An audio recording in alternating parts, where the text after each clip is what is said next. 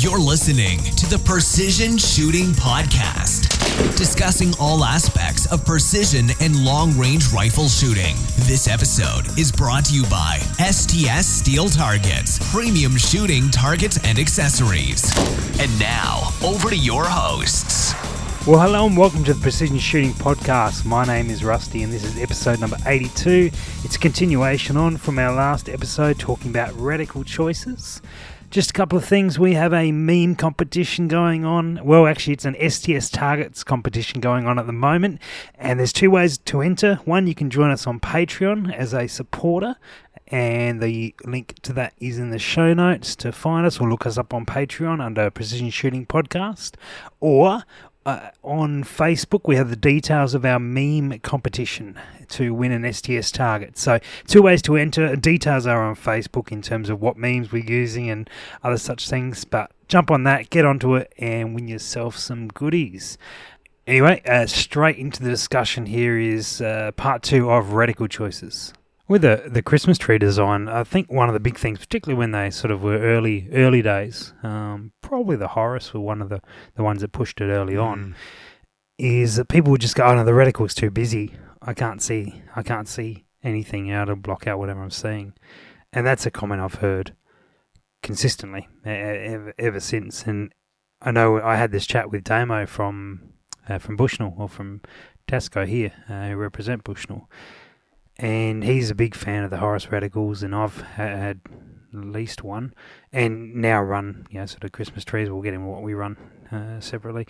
But that comment of it's too busy, I've always found it's a decision to make. You decide, no, I'm gonna work with this until I see through it, and you will. You can see straight past your reticle and away you go. And part of that is how you focus your diopter, make sure it's nice and crisp, so your eye is not catching on it. As well.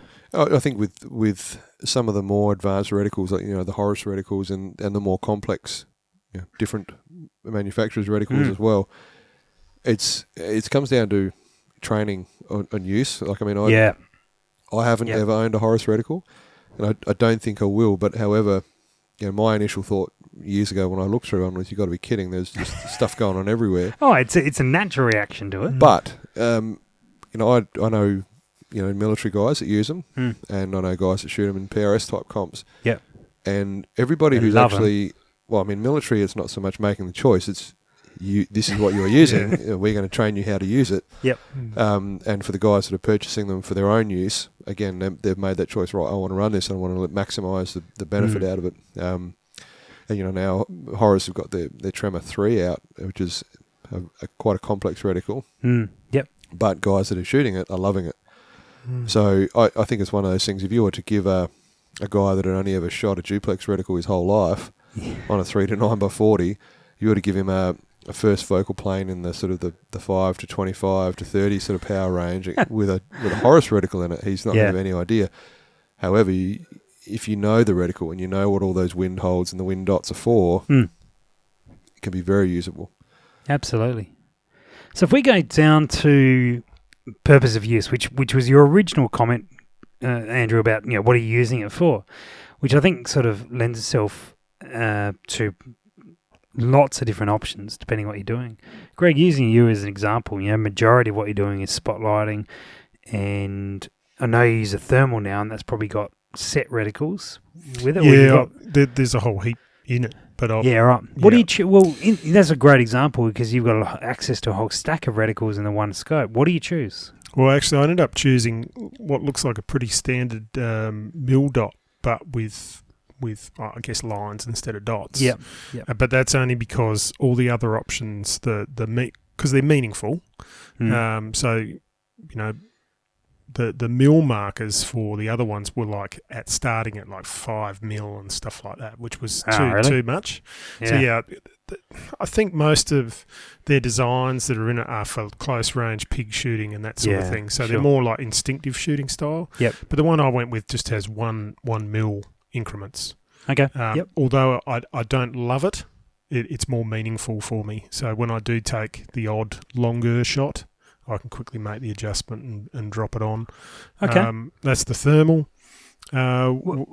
what if you're not running the thermal then? You said it's not really your preference. What would you choose? Yeah, so what I went with, a few years back now is it the G2, Bushnell G2? Oh, yeah. Yep. Yeah, so it's a fairly clean, I do like a cleaner, for hunting, I do like a cleaner setup. And I just find that not too busy, but it's got enough information for what I need, which is just some usually fairly fundamental shots for sort of fixed position, and then for the foxes I can make really quick. Yep. Clean adjustments off a miss or usually I'm calling not in range off the rangefinder, I'm calling in drops. So I can just get the drop called to me, and bang, straight away. It doesn't matter what zoom I'm on. So that's sort of what I'm looking for, speed of engagement and fairly clean image. Yeah, so the G2, the Bushnell G2 it's sort of like it's a basic very Christmas tree, young really. Christmas tree. Yeah. Sapling, basically. It's a sapling reticle. It's got a well-defined sort of crosshair, duplex sort of style with hash marks along the windage and up the top as well. Mm-hmm. But then you do open up into this little bit of a Christmas tree along the bottom. Mm-hmm. In fact, that probably actually looks quite like a Christmas tree. Yeah. It's a very basic Christmas tree design, really. Mm. But doesn't really stretch out a long way. It's quite narrow. I guess. But it's also, it's got useful, as Greg said, useful hold points on there. Yeah. And particularly if you're very familiar with your ballistics, it can be a usable reticle. For a spotlighting gear, you're probably not looking at needing too much on the windage side of things and all that sort of gear. So that'd be a really, really good sort of setup. Yeah, no, I'm really happy with it. Going to first focal plane was also another big fundamental difference as well. So having that information at any zoom, and making those immediate adjustments, just really good. I mean, I can certainly say this from personal experience, but I've missed shots on game because I've been using second focal plane, and I've gone, right, I need to give him 4 minutes or whatever. Yeah. And okay, bang, it went way over the top. Yep. And I guess it's probably worth just briefly touching on, but if you've got a reticle that is not in the first focal plane, it'll be calibrated at a particular magnification. Now, if you're above or below that, it's not going to be correct at subtension. So, one of those things, just an extra thing you've got to be aware of. And for me, first focal plane has its disadvantages in that the actual appearance of the reticle, there's always going to be compromise at the top end of magnification or at the bottom end to a degree. But I think, like we touched on, some of the new reticle designs have pretty much got it pretty well sorted out. Yeah, absolutely. In that just, whether it be in the PRS type shooting or whether it be in hunting, you're not always going to have that luxury of time. Yep. And it just saves that one extra thing to not worry about. Yeah. And I'm actually running that same G2 on 3 scopes. So, I'm sort of familiar with it. There's a lot to say for that. Which no doubt we'll get into it. Yeah, it feels pretty natural. Probably if I did it again now, I'd probably, for the long range rifle, I'd probably look at something a bit busier, just with a bit more meaningful information and, as you say, stick with it and learn it. But, I enjoy the more simple, like cleaner scope picture, reticule. Yeah. Speaking of simpler and cleaner, my spotlighting rig actually runs a duplex. After all this, runs a duplex, and here's the compromise I'm making. It's a duplex reticle with an illuminated dot in the center, but it's got a rangefinder in the scope, and I'm consistently torn by, do I get rid of that scope and put on something with a much more sensible reticle, or do I run that reticle and use the sort of thin to thick points and halfway in between, all that sort of gear is drop data, which works, but I know exactly how far I'm shooting on any game, and I haven't decided. As you'll know, Andrew, because you used that rifle the other week, and it had a colours on there at that particular time, because I hadn't sort of really convinced myself to change back over to the Zeiss. So I use a duplex to spotlight with, But it works. But I guess, that again comes back to the purpose of use in that, it, as much as you hear the stories of 800-metre foxes and whatnot at night, I've never seen that. The longest shot I've ever seen at night was 495 yards. Yep. And that's an exception. The vast majority, in reality, are well under 400. And the furthest one I've taken is just over 400. Yeah. Same. Yeah. So I mean, in regards to, would you run the same reticle on a rifle like that as you would on a PRS gun where you may be shooting at 12 or 1300? Probably not. I would hesitate to say. Yeah. You don't need all the information in the reticle. It can be there, but you won't necessarily use it. One point you brought up before, though, Greg, is being familiar with your reticles, and so you run that across 3 different guns. Well, the scope I've got currently, only because I haven't changed back to the Zeiss yet, is that Carla's, which is pretty close to the same reticle as what I use on my 260. So being able to pick up the gun and go, well, I'm familiar with the reticle, and there is something to be said for that, even though the reticle might be a little bit underutilised for that purpose. Well, I mean, underutilising it's not a problem, I wouldn't say. It's as long as it's actually usable for the purpose of what you want it for. Yeah, it works. So. Well, speaking of comp sort of guns, what about a PRS style gun? What have you seen? What do you like? What intrigues you? What I found interesting was Butters, who has been on the show multiple times and whatnot. Oh, that From guy. what I understand, I know. What was that meme competition again? he'll be involved, don't worry. But I mean, he, from what I understand, generally speaking, except for the real longer shots, he holds everything. He doesn't dial. Yeah. Now, obviously, he uses a reticle that allows him to do that. He uses a Horace, does he not? 59, I reckon. 58. Oh, no, maybe not a Horace. Don't know. Anyway, but anyway, he uses a scope. A reticle with a lot of information in it. Yeah. And bar the real long shots, he generally just holds elevation and wind, which it seems to work pretty well for him. But again, I think that's probably that's what he does, so he's gotten used to it. But I mean, I guess for a PRS type gun, I would say having a reticle with multiple hold points below the elevation or below the windage crosshair would be a big benefit. But because I guess it just allows you a lot of the, well, not a lot, I guess some of the PRS stages have multiple targets at quite varying ranges. And if you are very familiar with your reticle and your ballistics, it just saves you having to dial. It saves you precious time, and you can just hold on the point you need to hold on rather than actually dialing it. Yeah, I know Sean from STS does a similar thing now that he's been shooting a while. I think he just holds over for everything and off for everything. But I think he mentioned, and I'm not sure what reticle he's got, but it's got like a time of flight windage type thing. I don't know. It'd be a Tremor 3 then. Yeah, it might be that one. And he was telling me about that, and he was basically using time of flight to, more for his windage. So yeah, just an interesting feature there that it just caught my interest. So he was able to hit targets pretty effectively. So yeah, I mean, I guess you look at, I think a lot of the military applications have gone to that type of reticle. Yeah, and they train very heavily on it. So I guess for time is of the essence for those guys as well as PRS, obviously for different reasons. But yeah, you got to be good and you got to know the reticle. I imagine there'd be guys that would get those reticles and then they don't really familiarise themselves, and in the pressure of a competition they can probably get a little flustered, get lost. Yeah. But for the guys that do know what they're doing, you watch them and they're quick, very quicker than having to dial, generally speaking.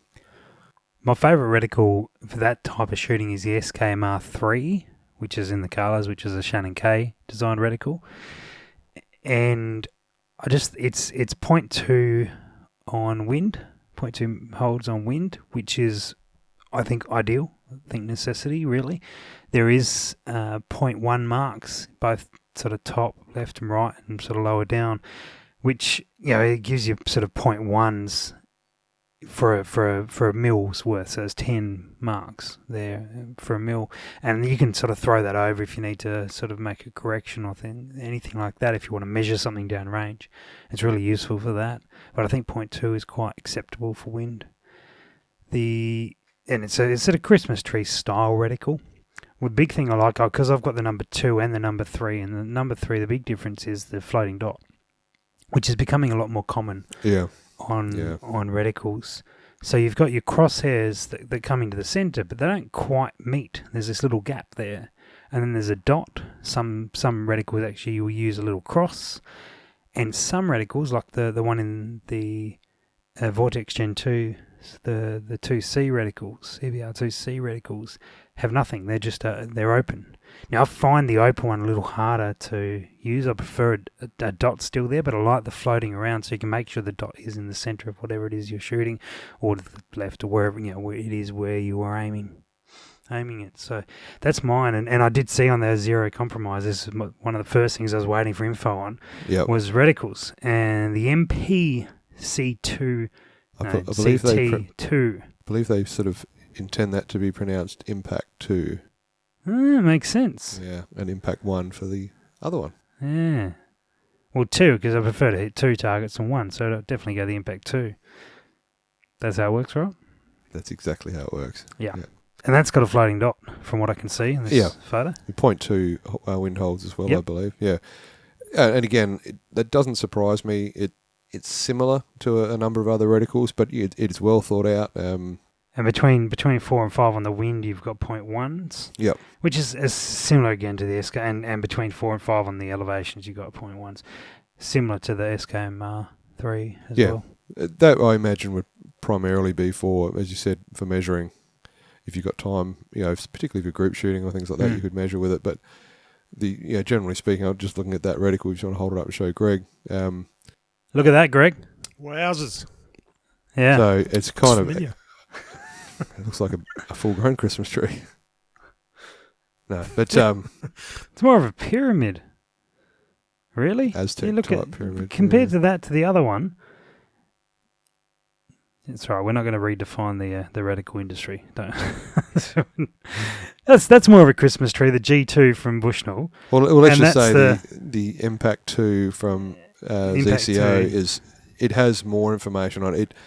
It's not as intense, I would say, as a Horus. Yep. Horus sounds more Egyptian. I believe it was some Egyptian god or something. Wasn't it? Maybe there's a missed chance to call them pyramid reticles. Maybe something trademark that one. But again, that I think was just an evolution, effectively, of the G2 reticle that Greg was talking about. Yeah, it's just very similar style, just with a little bit more information on it. And look, there's plenty of other brands doing similar reticles. This is not sort of exclusive to those couple of brands. Just they're the scopes we shoot, and they're the ones we see.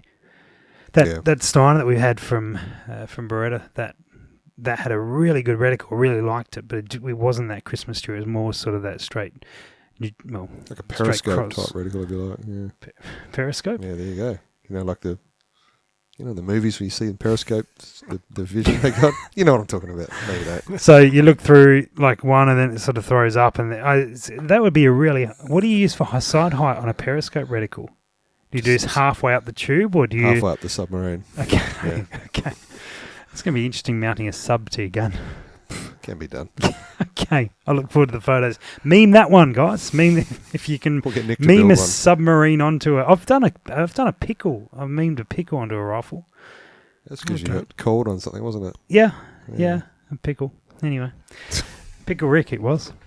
But what I was referring to... What were we doing? Talking. Hang on. Shooting. For want of a more specific description, the Night Force NPR2 reticle. NPR2. Or R1 reticles. Yep. A fairly basic type reticle with just very basic holds on the elevation and the wind. There's no Christmas tree, no other information on it. It's just a basic reticle with, I guess, calibrated graduations on it. Yeah. It's a periscope reticle. Periscope reticle. We are redefining reticle terms tonight. Pyramid, periscopes. Anything you want to contribute there, Greg? No, I'm still coming to grips with those ones. Very technical. High tech, actually. Yeah, okay. Well, what about the reticles? What do you guys think of the reticles that have sort of additional little tools in them, for lack of a better word, although I'm sure Andrew will think of a word? They've got like a ranging reticle off to the side somewhere, or they've got some other thing. What's your take on those? I haven't used them. I do know what you're talking about. I guess I've predominantly seen that in spotting scope reticles. But I guess it would be on some rifle scope reticles as well. But I guess you got to look at what it's there for. I mean, what would be the intended purpose of it, really? So there's a sneak peek apparently of a Schmidt & Bender LRR mil reticle, although the sneak peek doesn't have a date on it, so that could have been years ago. 1950. And that's off to the left-hand side. It looks like it's got some sort of little ranging thing. Yeah, and you've got your main reticle, and then it's got some boxes off to the side along the horizontal plane, and then there's another sort of whole separate device down to the bottom left. It's probably one of those things that if you were really trained and you were not a moron and knew how to use it, it would probably be good. Well, I'm out then. Yeah, that's us. And it doesn't seem to be crowding the sort of centre of the view too much. And I've got another one here, the YTAC reticle, which I have no idea what it's in, but that's, again, it's got this thing off to the right-hand side on an angle with numbers along it. It's sort of like a reverse Christmas tree. I've seen... Andrew, you want to name that? I'll think of something. Is that a lead? Like parting the Red Sea? Looks like a G-string. It does. Okay, no worries. So that's what that one's going to be known as from now on. We'll have to get a. I'm suspecting there might be some interesting memes coming up. just from us, yeah. And just back to the that's the one I was looking for, the Schmidt & Bender MSR. So you've got these two little additional, one's a ranging, they're both ranging sort of tools. Probably for, military applications. But I think the Dragunov sniper rifle, the old Russian. Yeah, the classic. They had a reticle of some variety. I'm sure Sam will find it for us. Yeah, and it's like you just line the head and shoulders up for a basic ranging tool on a normal man-sized target. But that's the thing, define normal. But so those things, same as using Mildots to definitely not anyone in this room. I'm normal. You're the weird guys. But that type of reticle is what came to mind when you mentioned that. A reticle with other stuff in it. It was descriptive, wasn't it? Yeah. Sort of like a duplex with sort of spiky things on it. That was sort of one of the first classics, wasn't it? Yeah, I mean, they were... Because that dates back a long time. Is that the one you're talking about? Yeah. Yeah, something like that. Yeah, it looks like it. That was one of the first ones to have sort of... But see, I guess they were, a lot of those ones were calibrated for specific ammunition. Yeah. Specific guns. So they weren't super precise. They were just designed to be quick and allow, the shooters to, I guess, hit a person, but... A very long target. Yeah. Yeah. There's a lot of elevation in a human, so... Yeah, between sort of little 5 foot tall guys through... Oh, yeah, I guess it depends. Depends what country you're invading at the time, I guess so. What country have you got your eyes on, Greg? You'd just buy them out. You wouldn't invade. But that's just a lot of the mill stuff, so all sort of coarse-ish stuff, because they're not shooting like one MOA targets. They're shooting something that's quite a bit taller than that. Yeah. Yeah. So there's a little bit of error for margin, but margin for error. How's the bit of error there for the margin? Right, I'm off to bed now. See you tomorrow. Marginal, mate. Marginal jokes. You've got to edit this. We'll edit this. This bit might be in it, though. Maybe. That was Greg saying that, by the way. Greg says all the bad stuff. It's my job. Brilliant. So, if someone wants some information about what to get setting up a gun, and let's assume they're going down the PRS style line, what are you going to suggest for them to consider when buying a reticle? I would consider first and foremost their experience. Yep. Their familiarity with their rifle and more importantly the ballistics. Mm-hmm. I mean, if they're a rank amateur that really is not familiar, that just the whole concept of, what is happening to their bullet, how it's moving, so on and so forth. If that is all really new to them, if you were to recommend them like a Tremor 3, they're really not going to. Well, look, they could get it and learn it. I think they could, but I think it'd just take a little bit longer. They got to commit to doing that, and I think what you're sort of getting to is that they may not be willing to commit to it at that point in time. Well, it would really depend, and you don't need to do that. It's just it can be a useful reticle if you do know how to use it. Yeah, well, truly. Personally, I would recommend something along the lines of that Christmas tree type reticle. Okay. That gives you a good amount of information, a good amount of hold points, but is not over the top, because with time of flight, wind dots and things like that, you really have to have a deeper understanding of what you're doing, I think, to effectively utilise them. Not to say that someone could buy that reticle and start shooting with it straight away and just not utilise those features until they're more familiar with it. True. Yep. No disagreements from me at all. No, you've hit the nail on the head, Andrew. And probably the only thing I'd add to that is, as I was saying before, if you go to some of the manufacturers' websites, they have actually produced guides that explain all the meaningful information on every design, and you could probably go through that too and just sort of go, well, what is that actually used for? Do I need it? Yes, no, and actually make some decisions around your task. So, you've got your more simpler, your sort of Christmas tree style, and you get right up to your sort of, I guess, Horace style designs, and you may look at that and go, well, I don't need all this and I don't need all this, but this is what I need because I'm, Yeah. So it's more of an objective view from what you intend to do, but at the same time, I would, I would talk to guys that are shooting and, say, well, why you got that, and get in their heads a little bit and try and understand, the more experienced shooters' probably decisions.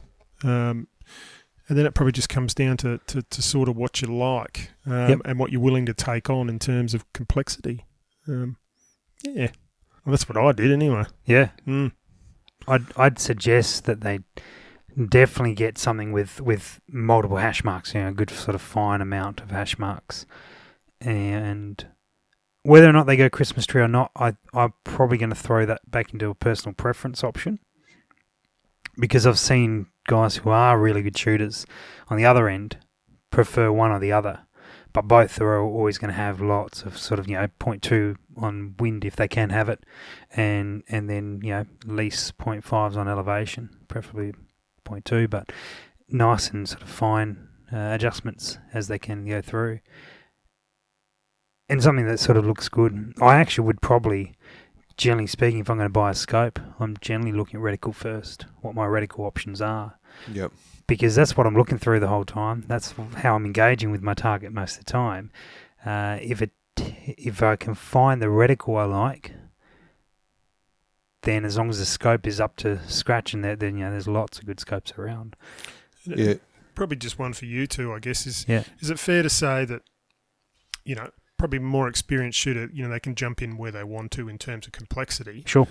But yourselves, because you guys are more on the complex end of the designs now, did you guys work your way there? Yeah, I did. Worked my way there. Yeah. And it goes back to what Andrew was saying about proficiency, I think. Yep. See, I remember the first scope that I bought for a centerfire was it was a Nightforce MP1. It was an 8-32 with an MP1 RR reticle, which is again pretty well outdated now. A lot of information in it, circles and a lot of graduations. Didn't you say before you hadn't used a scope with all these additional bits and pieces? And now I'm finding out you have? Well, I didn't use one that had G-strings and periscopes in it. You don't know what you're missing, mate. I know. But no, just that was putting some ideas out there for our meme crowd. That reticle, I didn't utilise it at all, basically. Yeah. I really, that was in the early days. That was my first centerfire rifle, and to be honest, I didn't like the reticle, but I dealt with it. And I know, people that have used that reticle and love it and got to be familiar with it. Yep. I know Dan was like that. Yeah. And if you know the reticle and you're familiar with what each of those points equates to, well, sure, useful. But I didn't like it. I was progressive. I started off with duplexes originally when we were young, and that's what we had. And then moved on to something with a bit of, sort of the BDC sort of concept. And then moved to a one mark for every MOA, and then switched over to mil. Once I switched over to mil, I had a fair idea of what I was after, and that's when I got a Horus, and I got a down this line of the more Christmas tree style periscope / G-string, not G-string, down the pyramid. That's the word I'm going with, pyramid style reticles, and probably wouldn't look at much else. I really now my focus is going to be on that style, and then working out the best reticle from there, and then making sure it was in an appropriate scope. Yeah, I mean, look, it would also depend, because if you're talking to a guy who wanted a deer hunting rifle, and he wasn't going to shoot more than 300 metres or yards, and he had no intention of trying to shoot more than that, his requirements would be not as complex. I've got I'm going to forget the name of it, but it's one of the Leopold reticles. It's a Duplex LR or something along those lines. It's got two little marks underneath the centre, and that's on my 2506, which is a lightweight hunting gun in a timber stock. And I have no intention to change that reticle, because for the purpose of the gun, it'll do exactly what it's meant to do. Well, that's right. You got your basic 0, and then you only got 2 or 3 points you need to know what range they equate to. Yeah, it's only 2 or 3 points I can miss from then. That's right. It's not as bad. Yeah, it is a 2506. So. But I mean, for that type of application, I wouldn't go recommending a complex reticle, because it's not relevant or applicable. So one of the question then to bring into it. Now, we've talked a lot about PRS sort of style. We got there sort of slowly, but what about a long range gun, like a dedicated long range gun? Does that change the conversation about what we would use? And we're talking 1,000 meters plus. That sort of ELR stuff, which is really becoming quite popular now. For me, no, it wouldn't really change it. No? Because you got to look at what information do you need in the reticle. I mean, on an extreme range gun, I'd dial all elevation and hold wind. So as long as my windage crosshair had the points on it, that would be sufficient for that. However, I would use, if you had, for want of a better term, the Christmas tree. Pyramid. G-string. Periscope. That style. Greg, you going to chip in with any sort of obscure word? No, you guys have got it covered. But no, that type of reticle. The G-string doesn't really have it covered. I would use that solely for, you've seen it when you're shooting 2,000 metres plus. You've got a long time to come back down, find your target, and centre it back on target, see where your projectile lands, and make the instant correction. Go, okay, that's where I am. Yep. And you're on it. Generally speaking, the speed is not of the essence quite as much, obviously. Yep. Yeah, that's my take. I probably would use a similar reticle to what I would use at 500, 600, 700, 800 yards. What I would use at 2,000. As long as it was fine enough at the maximum magnification that didn't block too much of the target out. That's, I guess, the proviso. Yeah, and I think that's a question I've thrown before with considering going to a second focal plane scope for a dedicated long range rig. Because you're always, in that scenario, you may always be running at top power. Although, having said that, when I shot the other day, I think we were on about 16 power. And and that was out to 2,000, and I didn't feel I needed to wind up more. I didn't really have a choice because I was using the reticle, and I needed that much there, but I wasn't left wanting for more magnification, to be fair. Yeah, it depends on what you're shooting too. I mean, if you're trying to hit a rabbit at 2,000 metres, well, the finest your reticle which matters. Is 1,600 is your goal this year, is it not? It is, and hopefully that will be with a zero compromise scope on. Ah, right. So no excuses then? No. Well, there will be plenty, but they won't be relevant or valid. I've got a periscope reticle. I really should have gone with a pyramid one for this. Yeah. I'm not going to say it. You don't think there'll be any difference in how you'd set it up? Personally, I mean, the scope itself, no. I mean, obviously on the extreme range stuff, I would probably use a base or some sort of mounting system with more elevation in it. But other than that, probably not. Okay. It would also depend. I mean, if you were shooting, the extreme range, like the King of 2 Mile and that sort of thing, most of the time they've got multiple spotters that will make all the calls for them. So they could use a very basic duplex with a dot, one tiny dot in the middle, would actually be quite okay, because they don't need to make their the correction calls themselves. They've got that information coming to them. So, but yet if you were trying to do it yourself out in a paddock somewhere, you had to spot your own hits and make your own calls, it would necessitate something different. So, which brings me on to spotting scopes and binos with reticles. You've got a set of binos, Greg, with reticle? Yeah, I have. I've got the 10x50 Vortex Viper HD Tacticals. Mm-hmm. They've got the mill crosshair in them. I don't know. I don't find it useful for spotting with, mainly because I've only free-handed it. If it was in a on a tripod or something like that, it might be more useful. But I just can't keep it still enough to get a meaningful. Yeah. And there's not enough magnification there. So, although it's a really nice picture through it, I'd probably have to say no good unless it's in on a tripod or in some sort of bracing thing. And that reticle in that one is offset, so the crosshair isn't in the centre of the vision, Correct. is it? Yeah. It's down to the lower left. Yeah. Mm. Yeah, I mean, I haven't used them in binos before, but in a spotting scope, I think if you're spotting for somebody else shooting, it's very, very useful feature. Oh, immensely. It allows you to watch and go, all right, well, that's where you hit, and make the instant call rather than going, oh, you're a little bit low, a little bit right. Yeah. You go, you're 1.5 mils low, you're half a mil right. Yeah. You use some real quick clarification. We often use the Vortex spotters. We have got the reticle parts that you change out, so you can go to MOA or mil. Oh, that's cool. Limits you to 30 magnification rather than 60 that the other eyepiece has. But it's still quite ample to do what you need to do. Mm. Yeah. Look, one thing I noticed at the PRI we had was, admittedly, a lot of the guys, the teams were not practiced teams. They were just sort of thrown together. But the elevation and wind calls they were making were not good. It was frustrating looking through a spotting scope, hearing their calls. But to be able to go, I heard somebody, come a little bit, down a little bit, or left a little bit. It was how much does that equate to? Yep. If you're behind the rifle and someone says to you that, or says to you a very specific, come up this much and left this much, there's no doubt you just do it, and if they've made their call right, you're going to hit the target. Really clarifies it. Yeah. So for a spotting scope, invaluable. I had the H32, the Horace reticle, in a Bushnell spotting scope, and that was quite a low one, and it was just effectively a grid pattern. It was okay, but I found it to be quite really. It didn't sort of. I think they were mindful of leaving a lot of open space, but I really would prefer that grid to be higher up. And I see they've released the, and I don't know how old this is, but the Tremor 4 reticle, which is a spotting scope reticle. So from the looks of it, it's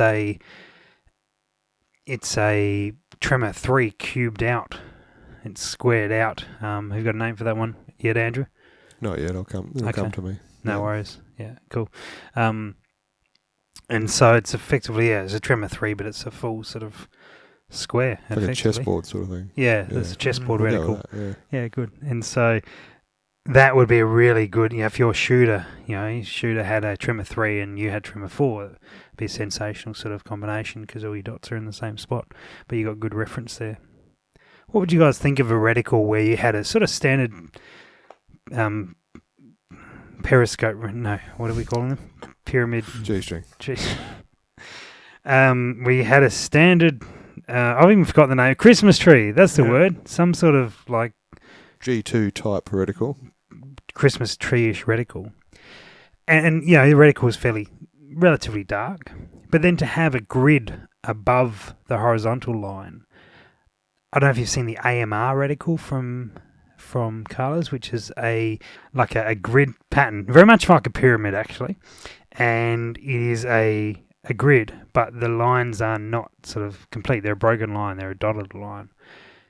To have something like that in the top half, so you sort of have a very lightly gridded. I'm thinking like maths gridded paper that you had at school. So fairly light graph paper. Yeah, very light up there, and that way, I would envisage that you would shoot, and then you'd be able to move up to the top half of your reticle and get this very light overlay that you could use to work out where you're gone, and then adjust accordingly. I don't know. Anyway. Yeah, I think, look, that would be... You're welcome to shut my idea down. It's fine. I'm going to. Good. Useful, I think it would be useful for a spotter who was watching shooting, but reference the shooter themselves, particularly if you're spotting your own hits. Generally speaking, your elevation is going to be pretty close, normally. Oh, not all. Well, okay, all right. Let's just say you know your ballistics and you know your range. But did you enter that into the scope correctly? We'll play your game. We'll play your game. All right. Rarely are you going to be in the upper half of your field of view where you're impacting if you've done the correct adjustments. Yeah. Normally you're going to be, your elevation, if you've done everything right, should be close. It'll be your windage calls if you're making corrections off a shot. Yeah, I guess I'm not talking about having shooting and then going, I'm this far off from I'm shooting over the top and I can see it by whatever it is. I'm talking about utilizing like a lighter grig that perhaps you won't miss anything that might be blocked out from the reticle over the top. And so you'd move your crosshairs down a little bit and really sort of put where your impact point is going to be with like a very light grid in the top half of the reticle. Because I do that from time to time where I may shift the reticle down. Actually, I would lift the reticle up so I get this full grid pattern over the area I'm expecting it to hit, so I can work out where it's going to be going from there. Anyway, I'm not saying you have to like it. I'm not saying, in fact, you don't. In fact, I prefer if you don't like it. Make for better audio. Yeah, don't worry, I don't like it. Good.